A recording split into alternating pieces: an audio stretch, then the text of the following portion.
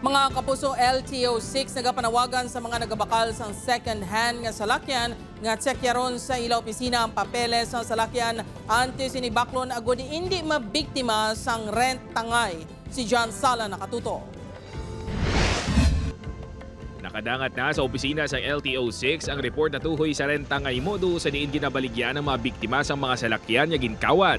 Bago sini nag-apilar ang LTO-6 sa mga nagatuyo magbakal sang second-hand nga salakyan nga magpakigangot sa ila opisina o sa Highway Patrol Unit sang PNP antes magtransaksyon. Why man na bawal magkadto di para nga magpa-check lang sa papeles.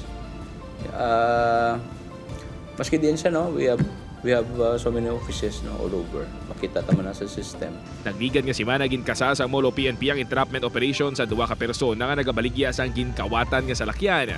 Natukiban man sa kapulisan nga masobra pulo na ang ilang mga nabiktima sa probinsya kag syudad sang Iloilo.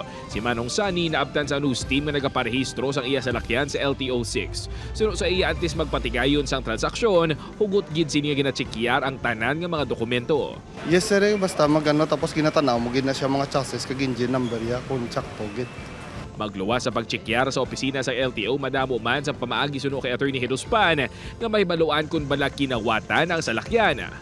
Kung why sa CR, no? Why sa CR mo na sa red flag.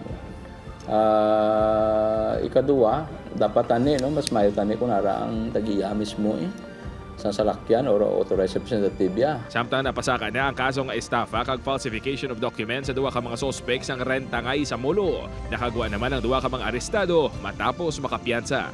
Upod kay Cirilo Duque, John Sala. 1 Western Visayas.